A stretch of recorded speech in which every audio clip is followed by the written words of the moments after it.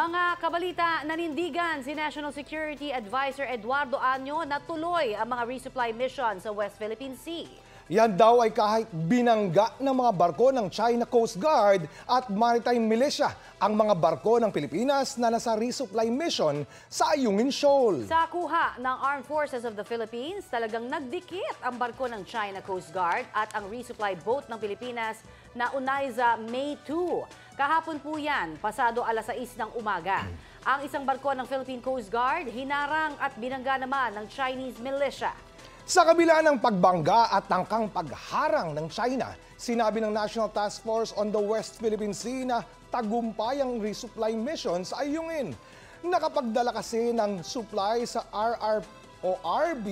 BRP Sierra Madre sa Ayungin Shoal ang isa pang resupply boat na Unaiza May 1. Kinundina ng task force ang anilay delikado at irresponsableng pagbangga ng resupply mission. Paglabag daw ito sa sovereignty ng ating bansa sa United Nations Charter, United Nations Convention on the Law of the Sea o UNCLOS, pati sa patakaran ng iba't ibang international organizations at sa 2016 Arbitral Tribunal ruling. Nababahala naman daw ang Australia, Britanya at Japan sa pagbangga ng China ship sa mga barko ng Pilipinas. Nanawagan sila sa China na sundin ang UNCLOS at ang 2016 Arbitral Tribunal ruling. Una nang nagpahayag ng suporta sa Pilipinas ang Amerika, ang European Union at Canada. Sabi naman ng China Coast Guard, legal, makatarungan at professional daw ang ginawa nilang pagharang sa mga barko at resupply boat ng Pilipinas. Mga barko raw ng Pilipinas ang delikado at mapang-udyok na lumapit sa kanila kaya nagdulot daw ng banggaan.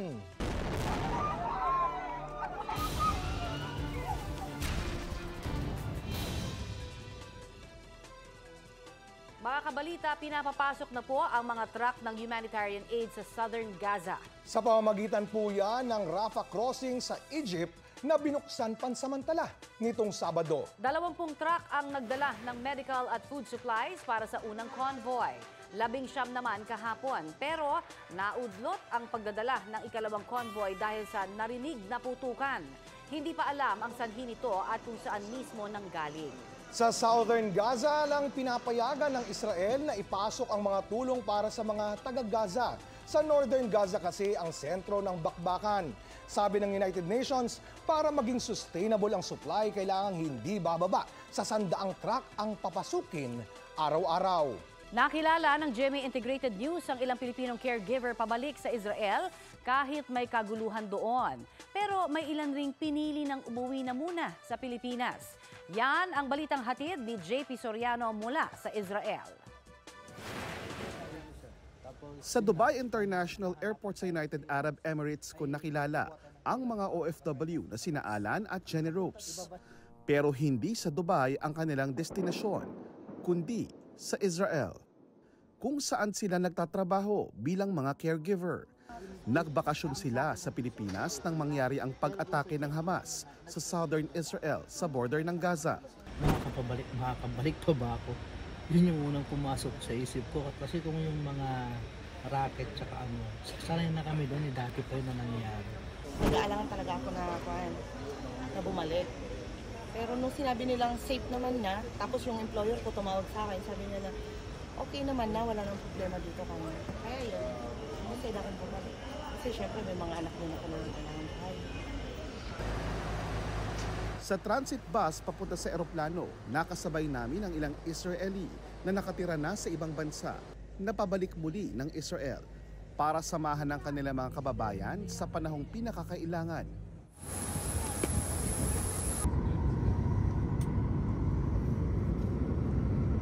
Pagdating sa Ben Gurion Airport, muling dumaan sa maraming screening ang aming team bago nakalabas. Kaunti lang ang mga pasahero. Kung pabalik ng Israel ang ilang OFW gaya ni Alan at Jenny Ropes, uuwi naman sa Pilipinas ngayong araw ang ikatlong batch ng mga Pilipinong kasama sa repatriation efforts ng gobyerno ng Pilipinas. Maybe they will visit to the Philippines. One day we have to come. Yeah. Kasama sa mga babalik ng Pilipinas si Jackie Lou, bit-bit ang kanyang baby na isinilang na sa Israel. Buti na lang po dun sa lugar namin, hindi masyadong apektado. But, syempre, nakakatakot pa rin kasi nga may mga terrorists na nagpunta na nakapasok sa Israel. So, natatakot ako sa kaligtasan ng baby ko, kaya nag-decide ako for repatriation ng Philippine Embassy. Hinatid siya mismo ng apo ng kanyang mga amo. She gave her heart and she was part of the family and took care of my grandfather and my grandmother, and they passed away. But we have Amara, and yes, it's very emotional for us. It's hard, but you understand why she decided to leave. Of course, yes. I mean, she's going home. Kung may mga naghihiwalay, meron ding muling nagtatagpo. Gaya ng pamilyang Israeli na ito na muling nakapiling ang mga anak. When we arrived, we felt that their parents stayed here because they had to help out with the war. So it was a long time. Sa Tel Aviv. Sa aming pag-iikot sa Tel Aviv na ilang beses tinangka ng Hamas na pabagsakan ng mga rocket, tahimik at payapa naman. Bukas din ang mga establishments, pero ayon sa mga taga rito, kaunti ang mga lumalabas at ang iba naman kailangang magbigay ng serbisyo sa Israeli Defense Force. Dito sa Tel Aviv, matibay ang sentimiento ng karamihan ng mga Israeli para mahanap ang mga kababayan nilang dinakip ng Hamas. Nagdaos pa ng programa ang ilang kaanak. May mga booth na namimigay ng dilaw na ribbon na simbolo raw ng pakikiisa ng mga taga rito sa paghahanap sa mga biktima ng Hamas. Yan ang balita ko, JP Soriano ng GMA Integrated News. Nagdulot ng forest fires malapit sa Israel-Lebanon border ang palitang pag-atake ng Israel at grupong Hezbollah. Kabilang sa mga natupok ang ilang taniman ng olives sa southern Lebanon. Nagbanta si Israeli Prime Minister Benjamin Netanyahu na kung patuloy na makikisali ang grupong Hezbollah sa giyera laban sa Hamas, pupulbusin ng mga tropa nila ang Lebanon. Pinangangambahang lalala pa ang giyera sa Middle East kasunod ng pagpapadala ng Amerika ng military assets sa rehiyon. Sa gitna ng tensyon doon, itinaas na ng DFA ang Alert Level 3 sa Lebanon. Ibig sabihin, pinapayagan na ang voluntary repatriation ng mahigit 17,000 Pinoy roon. Halloween is waving, mga mare, dahil yan sa maagang pa-trick or treat ng Sparkle Stars. Kanya-kanyang spooktacular paandar sila sa Sparkle Spell 2023. Time out muna si Kailin Alcantara sa Sweet Rolls dahil siya muna si Night King mula sa Game of Thrones na may special award. Ipinasilip din ni Kailin ang BTS ng kanyang costume transformation. GOT-inspired din ang costume ni Barbie Forteza as Daenerys Targaryen. Parehong Roronoa Zorro mula sa hit na anime series na One Piece ang costume nina David Licauco at Jack Roberto. Pasabog naman si Derek Monasterio na nag-alag gladiator na may kasamang kabayo sa black carpet. No wonder siya ang waging black carpet stunner. Gender-bending naman ang mga costume ni Joaquin Domagoso, Kaloy Tingkungko at TJ Marquez as male versions ni Maleficent, Cruella de Vil at Scarlet Witch. Waging TikTok crowd favorite sina Sofia Pablo at Allen Ansay as Zombie Barbie and Ken. Fabulous couple naman sina Julian San Jose at Raver Cruz as Daphne and Fred from Scooby-Doo. Scariest outfits sina Miguel Tan Felix and Isabel Ortega as Mad Hatter at Alice in Wonderland. Instant reunion din ito ng Team Voltes 5 dahil Alice in Wonderland din ang characters ni Matt Lozano, Rafael Landicho at Radson Flores. Certified cutie rin at nostalgic ang hatid ng costumes ni Shena Stevens at Ewan Micael as Little Alwina ng Mulawin at Detective Conan. May award ang mga standout sa kanilang costumes. Siyempre, party-party na pagkatapos. Sa mga motorista natin po dyan, preno muna ngayong linggo ang rollback. Tataas na kasi uli ang presyo ng oil products bukas. Nag-anunsyo na ang Shell, Sea Oil at Clean Fuel. Ang diesel may dagdag presyo na 1 peso at 30 centavos kada litro. 95 centavos naman para sa gasolina. Ang Shell at Sea Oil magtataas din po sa kerosene ng 1 peso at 25 centavos kada litro. Hintay lamang po tayo sa anunsyo ng iba pang oil companies. Sa mga nagbabalak bumiyahe sa Nobyembre, ihanda na po ang inyong budget sa inaasahang taas-taas paasahe sa eroplano. Ayon sa Civil Aeronautics Board, itinaas sa Level 7 ang fuel surcharge sa Nobyembre mula sa kasalukuyang Level 6. Dahil dyan, magiging 219 hanggang 739 pesos na ang fuel surcharge sa domestic flights. 722 pesos and 71 centavos hanggang 5,373 pesos and 69 centavos naman ang fuel surcharge sa international flights. Yan po yung idinadagdag na bayarin sa plane ticket na batay sa presyo ng jet fuel.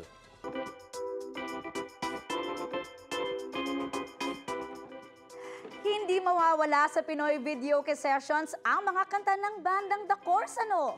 And after more than 2 decades, nagbalik bansa ang Irish band para pasayahin ang Pinoy fans.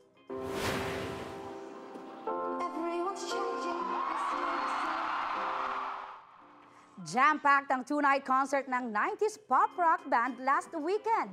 Trip down memory lane ang atake nila sa pagkanta ng kanilang hits gaya ng Runaway, Summer Sunshine at syempre mga mare, ang Breathless. Hindi naman nagpakabog ang young at heart fans na nakijamming sa quartet.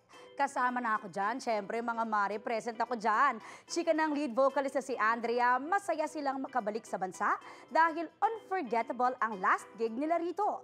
Spotted sa The Big Dome ang Sparkle star na si Glyza De Castro at biro pa nga ni Glyza sa IG story, magaling daw talaga ang mga Irish. Irish din kasi ang hubby niya na si David Rainey. Samantala, pag-usapan na po natin ang pagbangga at tangkang pagharang ng China sa resupply mission ng Pilipinas sa Ayungin Shoal. Nakasalang sa balita ko si International Studies Professor Dr. Renato De Castro. Magandang umaga at welcome po sa balita ko. Magandang umaga naman po sa inyo, Connie. Yes, Professor. Paano ba ho ilalarawan itong ginawang pagbangga ng China sa resupply boat ng Pilipinas? Unang-una, i-raise natin yung issue, bakit sila nandun? Kasi international waters yan at within our exclusive economic zone. Wala silang karapatan na barahin tayo doon at i-arastro yung ating resupply mission. Kasi ang position pa ho ng China, intindihin ho natin ano yung position ng China, no? Pag naggagawa sila ng radio challenge at para sa mga release nila, kanila ho yung karagatan. Amin to. Wala kayong karapatan pumasok dito, hingi kayo ng permission. This raises a question, bakit kayo nandyan? Bakit nyo inaangkin yung karagatan na sinabitan ng July 12, 2016 arbitral ruling ay walang basihan yung 10-dash line claim nila. So ang ugat ho natin dito, dapat ho natin explain dito, ini-enforce ho ng China yung kanilang expansive claim sa South China Sea, West Philippine Sea. At titignan ho natin yung mapa na nirelease ng Chinese Ministry of Natural Resources last September. Tignan ho natin yung mapa, nandun ho yung talagang ugat ng issue na to. Ang pag-aangkin ng China ho sa almost 85 to 90% ng South China Sea po. Ay, nabanggit mo na nga, sir, no? Yung pag-aangkin, no? Saan po humuhugot ng lakas ng loob itong China Coast Guard na sabing legal, makatwiran at professional ang ginawa nilang pagharang sa mga barko at resupply boat ng Pilipinas? Sa tingin ho kasi nila, malakas sila ho Ngayon nasa panahon na China has the second largest economy, binild up ho nila yung kanilang Navy, pinakamalaki na in terms of numbers. Tapos yung madaming barko ng Chinese People's Liberation Army's Navy, pininturahan lang ho nila ng puti at ginawa nilang Coast Guard.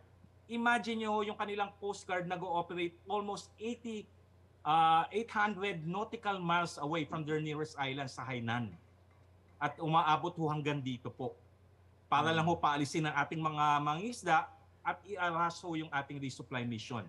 So napakalawak naman ho ng karagatan. Bakit ho nila tayo hinaharang ho dyan? Bakit sila nandyan in the first place po? Okay. Sir, ano ang magiging epekto ng mga ganitong insidente sa international community kung magpapatuloy?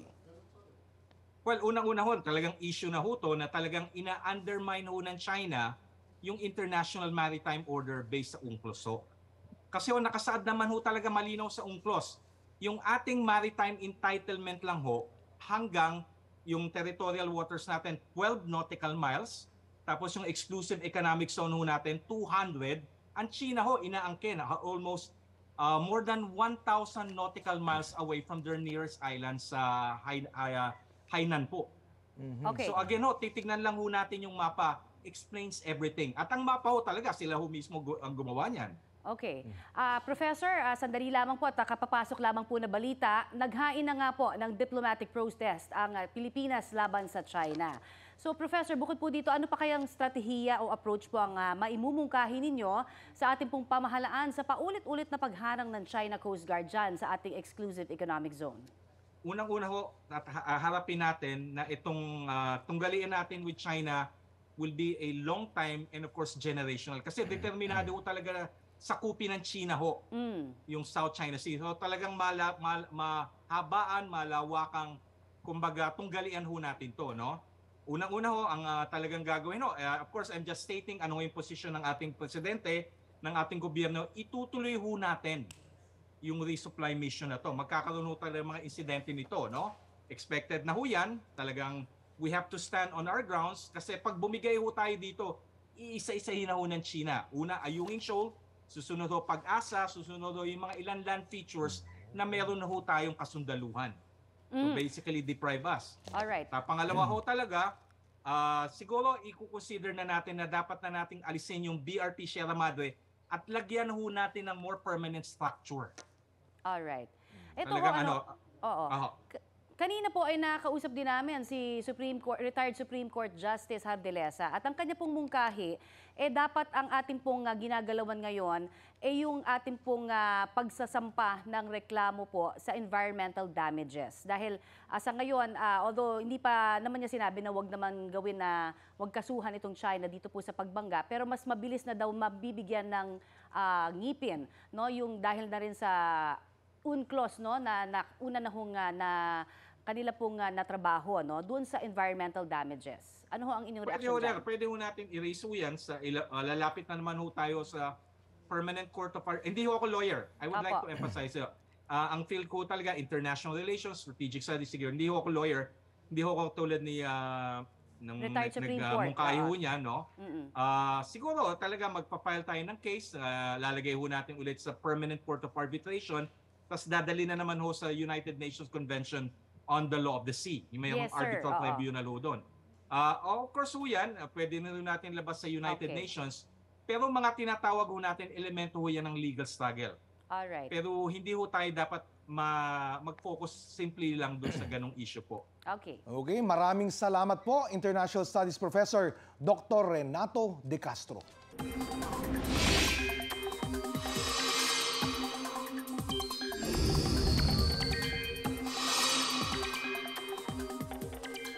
Mga kabalita, inulan ng husto at nalubog sa baha ang ilang bahagi ng Mindanao dahil sa mga local thunderstorm.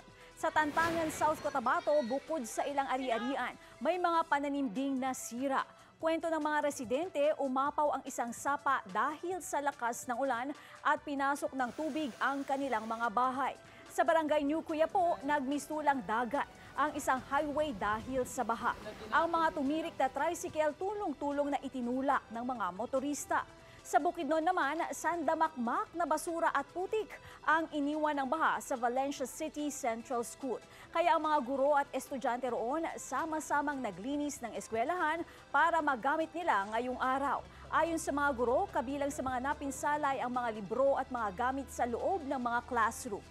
Mga kabalita, first week ngayon ng pagsisimula ng amihan season. Sa mga susunod na linggo at buwan, tiyak, nakakagat na ang lamig ng panahon. Hindi lang iyan mararamdaman ng mga taga-norte, kundi maging dito sa Metro Manila at sa ilang bahagi ng Visayas at Mindanao. Paalala ng doktor, tuwing malamig ang panahon, asahan ang pagdami ng nagkakaubo, sipon, pangangati ng lalamunan at lagnat. Kaya panatilihing hydrated ang katawan, kumain ng masustansya at kung may hika, ituloy po ang inyong maintenance medicine. Sa ngayon, Northern Luzon ang pinakaapektado ng hanging habang shear line naman, ito yon ang nakakaapekto dito sa may Central Luzon at Southern Luzon. Sa mga susunod na oras, malaking bahagi naman ng bansa ang makakaranas ng pag-uulan base iyan sa rainfall forecast ng Metro Weather. Posible ang heavy to intense rains sa ilang lugar na maaaring magdulot ng baha o landslide. Uulanin din ang ilang bahagi ng Metro Manila.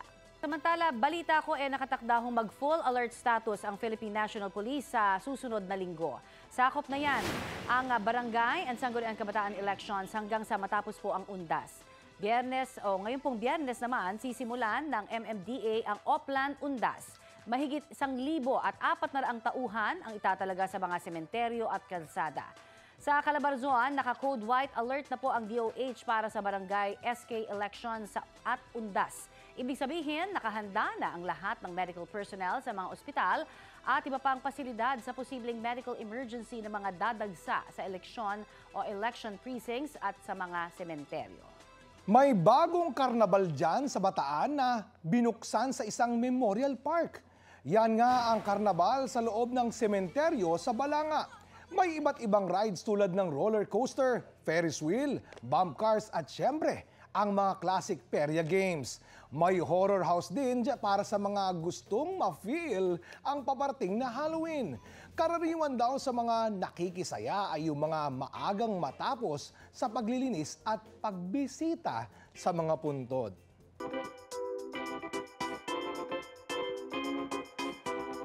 Mga mare, kung may update tayo kanina sa The Course, syempre dapat meron tayo for millennials, Gen Z at Little Sailors. Nag-concert din si Grammy winner Sam Smith nitong Sabado.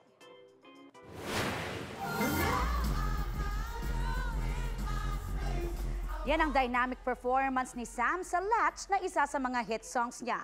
Ramdamang intense at saya ng Filipino Little Sailors sa bawat production number. Kinanta rin ni Sam ang ilan sa iconic songs niya gaya ng Unholy, Lay Me Down, Stay With Me at I'm Not The Only One. Kaya naman #sulit ang mga nanood ng Gloria the Tour. 2018 ang huling mag-concert sa Pilipinas si Sam.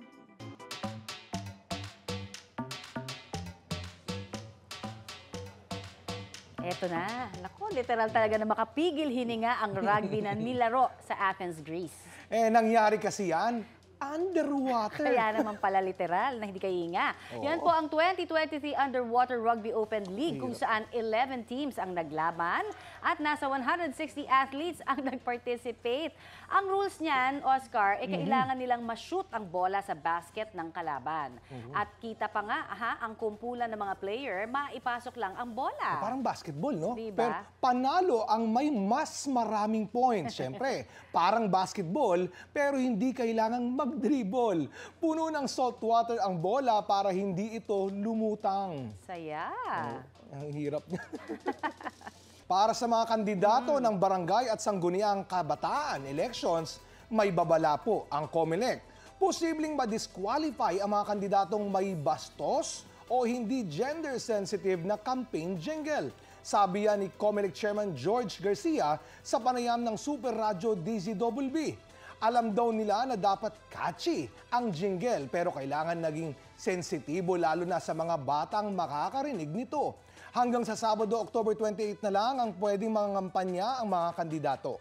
Nag-sorry si Philippine Ambassador to the United Kingdom, Teodoro Locsin Jr. dahil po sa kontrobersyal niyang post sa social media. Sa isang deleted tweet, sinabi ni Locsin na dapat napatayin ang mga bata sa Palestine. Baka raw kasi lumaki silang gullible o madaling maniwala tulad ng mga Palestinian na hinahayaan lamang ang grupong Hamas na atakihin ang Israel. Paliwanag ni Locsin, sarcastic lang ang nauna niyang post. Dinilit na niya ito dahil baka raw ma-misinterpret ng mga tao. Hindi raw siya sumusuporta sa pagkamatay ng tao. Gusto lamang daw niyang matigil na ang anumang kaisipan na sumusuporta sa terorismo. Update po tayo kaugnay sa pagbangga kahapon ng mga barko ng China sa mga barkos ng Pilipinas sa Ayungin Shoal. May balita live si Joseph Morong. Joseph? Yes, Connie, China ang sinisisi ng Pilipinas sa banggaan ng China Coast Guard vessel at barko ng Philippine Coast Guard at isang resupply ship kahapon sa Ayungin Shoal. Kanina ay ipinakita ng Armed Forces of the Philippines o AFP ang video ng tinatahak ng Unaiza May 2 ang resupply ship habang papunta ito sa Ayungin Shoal para mag-deliver ng supply sa BRP Sierra Madre. Ayon sa AFP, hindi nagbago ng direksyon ang natinatahak ang resupply ship at sa halip ay ang China Coast Guard vessel ang humarang dito. Kaya ito ang dahilan ng banggaan. At bakit naman daw babanggain ng resupply ship ang nagawa sa kahoy ang malaking barko ng China Coast Guard. Ayon naman kay Philippine Coast Guard spokesperson Commodore J. Tariela, kaya nahiwalay ang resupply ship sa Philippine Coast Guard na nagbabantay dito ay dahil bantay sarado na ng Chinese Coast Guard at Chinese militia vessel ang BRP Cabra. Ang mga dangerous maneuvers na ito ang sinasabi ng Pilipinas na dahilan kung bakit nangyari ang banggaan. Connie, pinatawag o isinamon ng Pilipinas ng Chinese ambassador dito sa Pilipinas pero nasa out of town daw ito kanina at ang pinadala ay ang Deputy Chief of Mission. Kasabay niyan ay naghahain na rin tayo ng isa pang diplomatic protest bunsod nitong banggaan sa Ayungin Shoal at Connie, yan na yung pang 55th na diplomatic protest na inihain ng Pilipinas laban sa China. Connie? Maraming salamat, Joseph Morong.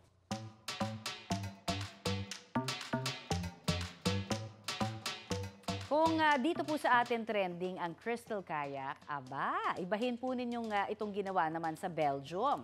Ang kalabasa kasi na pampalinaw ng mata, ginamit nilang pangkarera. Yan po ang annual pumpkin ride sa Antwerp, Belgium. Mag-uunahan sa pagsagwa ng mga kalahok habang sakay ng higanteng kalabasang yung iba ho may bigat na mahigit 1,000 kilos yan. Ha? Wow! Kwento po ng organizer, nagsimula lang sila dati sa maliliit na kalabasa. Kaya raw palaki ng palaki yan kada taon kasi pinipili ang mga buto ng malalaking kalabasa at yun ang itinatanim. Worth it daw, sabi ng mga nag-enjoy magsagwan sa kanilang pumpkin boat. Ayan, dyan nagsimula pala yung karwahe ni Cinderella. At yan po ang mga balita ko. Bahagi kami ng mas malaking misyon. Ako po si Connie Sison. Aubrey Carampel. Katrina Son. At sa ngalan ni Rafi Dima na ngayon nasa Egypt, ako po si Oscar Oida. Para sa mas malawak na paglilingkod sa bayan, mula sa GMA Integrated News. Ang News Authority ng Filipino.